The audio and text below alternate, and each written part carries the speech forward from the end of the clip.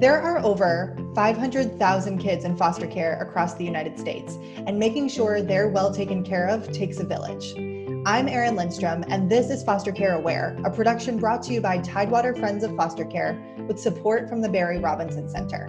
If you've had it on your heart to become a foster parent, volunteer, donor, advocate, or just want to learn more, you're in the right place.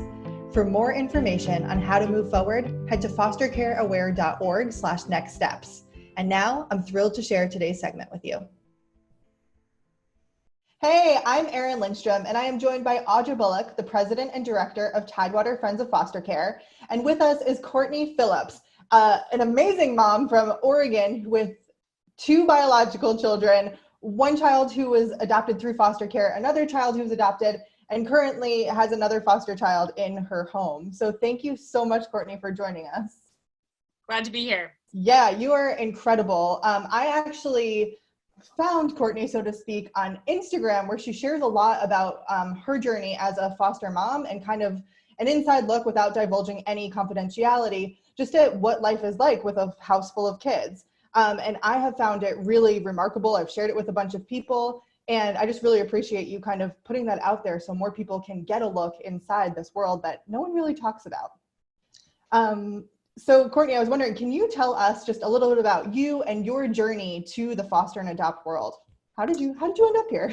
Yeah, so as a small kid, I always had this huge passion for kids. I just love kids. And I began noticing this pattern in conversation as a really young kid, just hearing people saying things like, man, I always wanted to adopt, but I never got around to it. Oh man, I wish that we had made time for that. Like, we're at the end of our life now and we never made that a priority. And I began hearing this constantly over and over about people saying, oh, I wanted to, but I never got there, or something got in the way of it. And I decided as a young kid, I was like, I'm not going to get to the end of my life and have that be one of my regrets. Like, adoption, orphan care is so important. I'm going to do it. Like, I don't care if it's at the most inconvenient time. I don't care if we don't have money. Like, I'm going to figure it out. So I made that promise to myself when I was really young.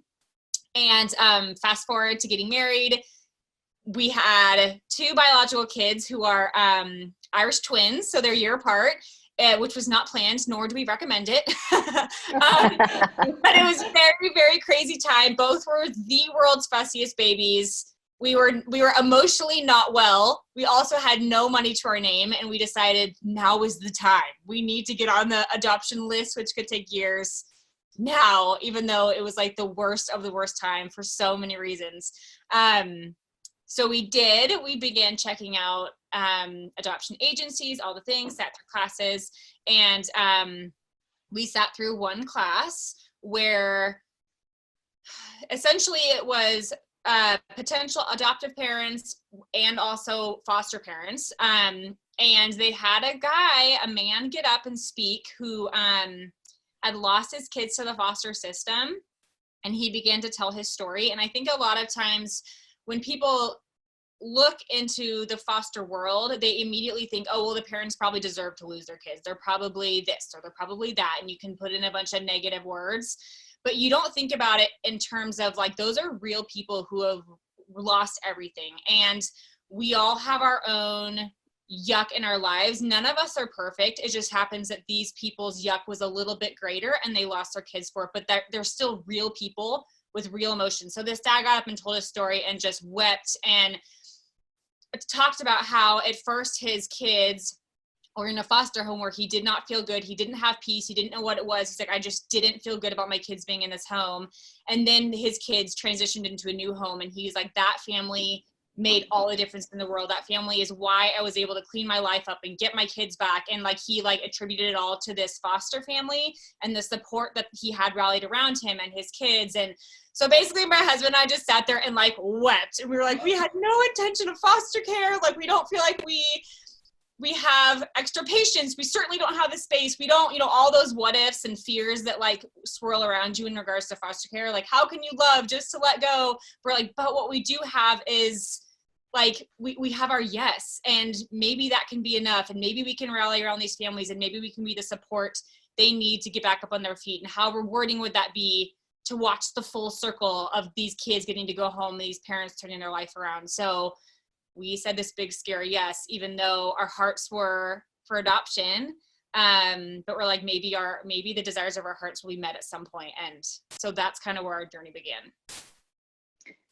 That is incredible, Courtnay.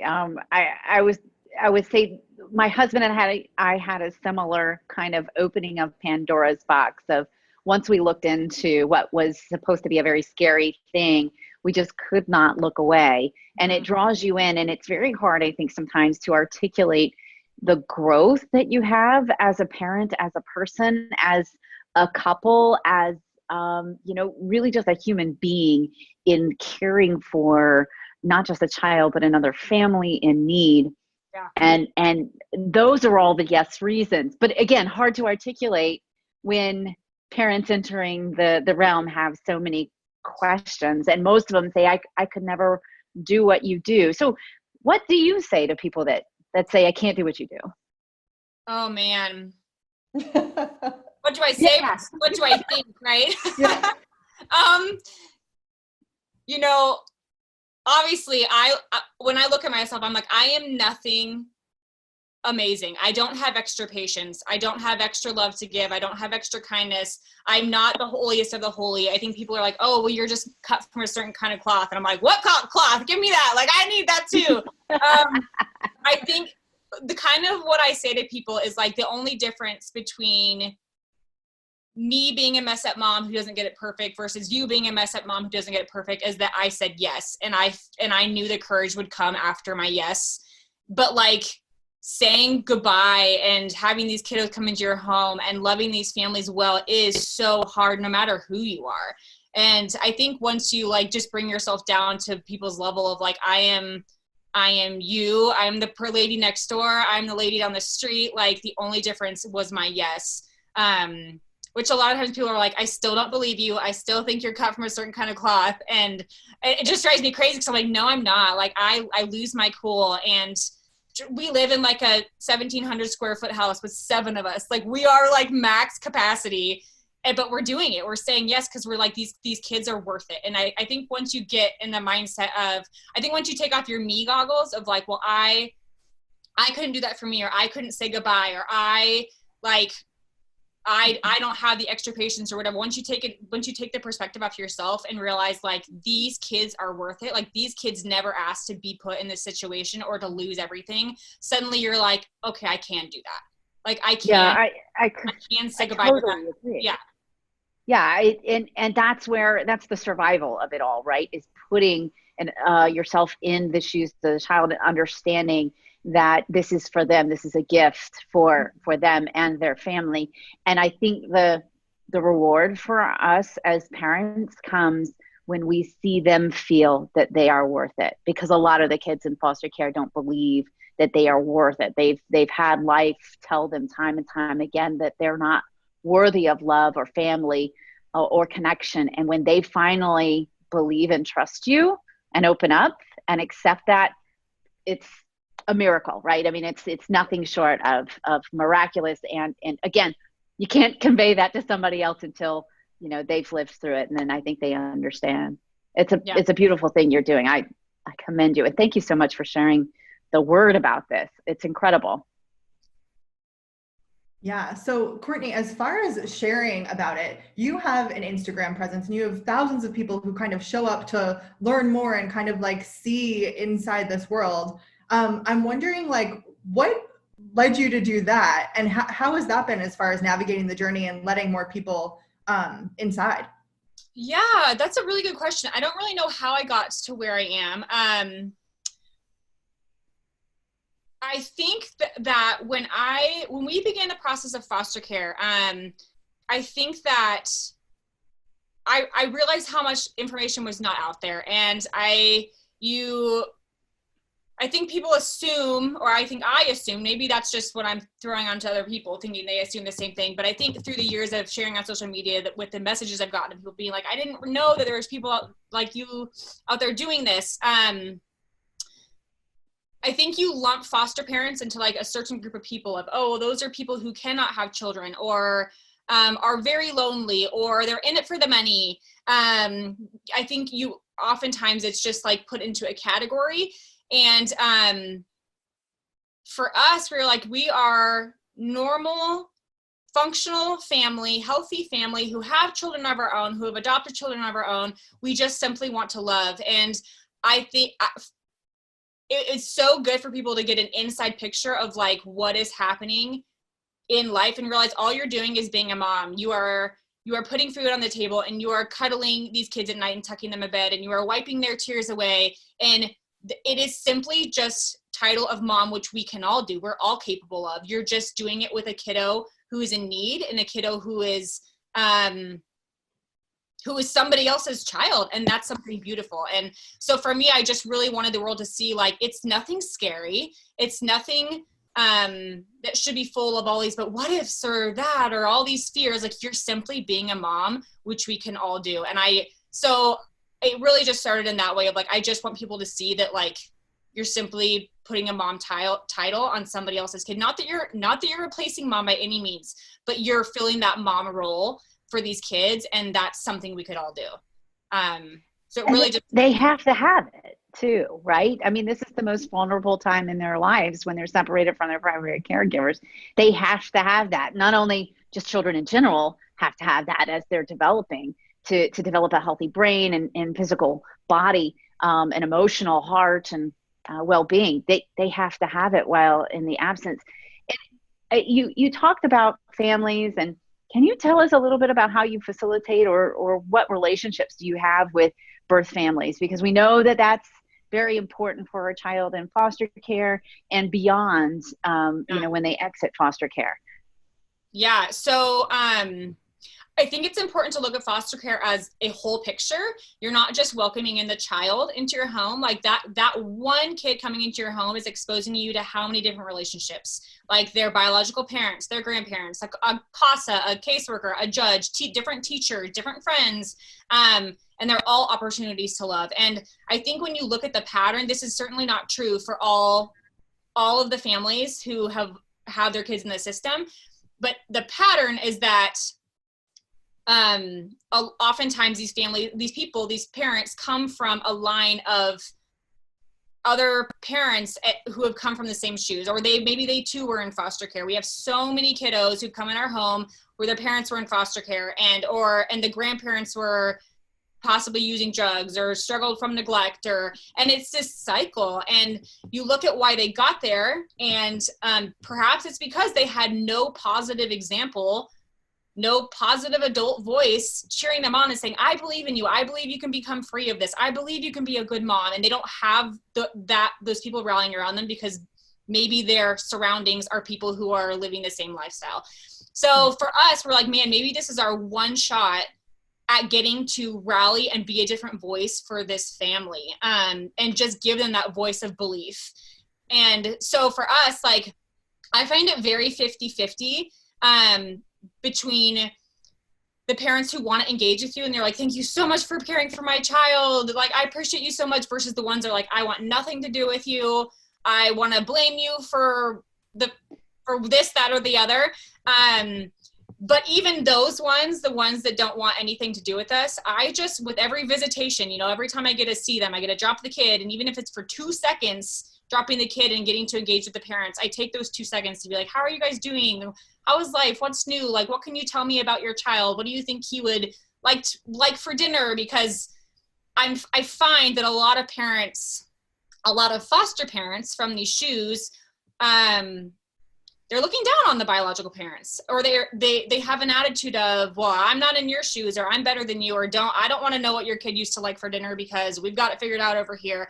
And it creates this hostile environment, which really ultimately, when the kid goes home, it's not good for the kid. Like, the kid's going to want to know that, like, their family is loved and they're going home to a good spot and they can see the love from their foster parents, and vice versa. Like, it's so healthy for the kid to see their biological parents loving on the foster family, because this kid is thrown into these two worlds where they're hopefully finding love from both sides. And for the kid, they need to know that they're going back home to a place that's, I don't know, that's met with love, if that makes sense. Yeah, anyway, absolutely. So I take every opportunity just to try to build that relationship with them and show them, like, listen, I'm not replacing you. I'm not looking down on you. I really just try to come down to their level and be like, how can I how can I help you this week? How can I love on your kid this week? Like, how do you feel like your kid, or how do you feel like they handle this sort of discipline, or when they lash out, like, how do you handle it? Like, try to engage them and show like this is like a group effort and I'm no way trying to take over. And I have always slowly watched the walls come down with every relationship, and they learn to trust you. Like, just like the child has to learn to trust you, like, it's so important that the family learns to trust you too.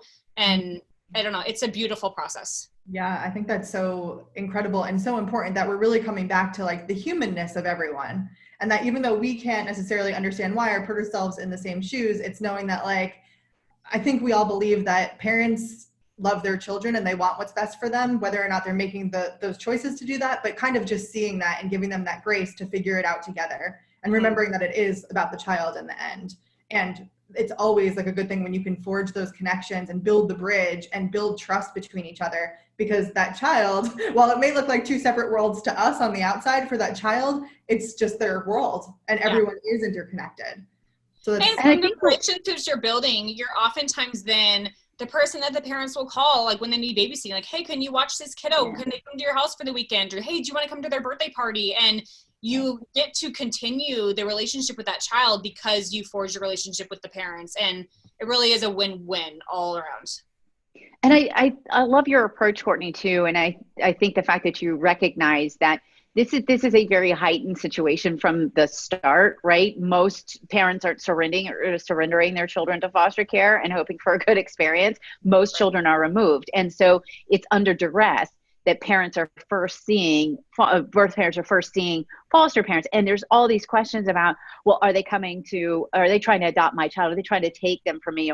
Or comparison, yeah, I've had birth mothers say to me, yeah, there are always better parents out there, but and so that comparison is kind of right under the surface. And so I think our job as foster parents is to go in, try it as best as we can to diffuse the situation. If nothing more, in the first weeks, to help that child settle down, right? To make them know that, hey, your family's here, they're waiting for you. You don't have to panic. You are going to see them again, so that the child can, because if the family's ratcheted up, of course the child's going to be scared too. Mm-hmm. So this, I think, is a good thing for our prospective parents to keep in mind, is that's job one, right off day one. You've got to make the child comfortable, and that is also making their family comfortable too. And it's going to be uncomfortable. Like, it's an uncomfortable job 50% of the time for the people that don't want anything to do with you, or they're mad at you, or they might say horrible things to you because they're angry, they're hurt. Yeah, they want to be mad at somebody, so they're pointing it at you because you're the one who gets to be with their kid now. It's hard, but it's so worth it. And just to remember the shoes that they're in, which is they just lost everything, right? They just lost their children. And even if they were in a position where they deserved it, or it was right, or whatever, like, it doesn't make it less painful for them. And so just to extend grace and kindness, even if you're not getting it in return, is so important. And to keep pushing through, because it really is, it's beautiful on the other side. When you cross over, it's amazing when that relationship begins to turn around. Courtney, how many kids have you fostered? We've had 19 kids over the last 6 years. Wow. Amazing. Thank you. Incredible. Yeah, absolutely. Wow. Courtney, if people are listening and vibing with you, enjoying your perspective, where can they go to learn more and follow you? Yeah, I really don't use Facebook, but I use Instagram a lot. And right now we're in a spot where we can't share much about the case that we have. So I'm not talking a ton about foster care at the moment, but typically it's all through Instagram. Yeah, I think even just knowing you as a mom and knowing that you're doing that, that's enough. You know what I mean? So thank you so much for just showing up consistently in whatever way that means to you. Like, it doesn't have to be every single day, but just consistently showing up over the last few years and sharing this part of your life and your world, because it really does change people's hearts and give them the inspiration and motivation to say, oh, she's doing it, so can I. Totally. And it's so important. So thank you for being here with us, and thank you for your work in this world and taking care of the children. Yeah, well, thank you for having me. Thank you, Courtney. Yeah, they're worth it. Absolutely. And a big thank you for listening. Foster Care Aware is all about spreading the word about how we can help the kids who are in care in whatever capacity works for you. Tidewater Friends of Foster Care is here to help support you through the journey. Whether you want to be a foster parent, volunteer, donor, or advocate, head on over to fostercareaware.org/nextsteps to learn more.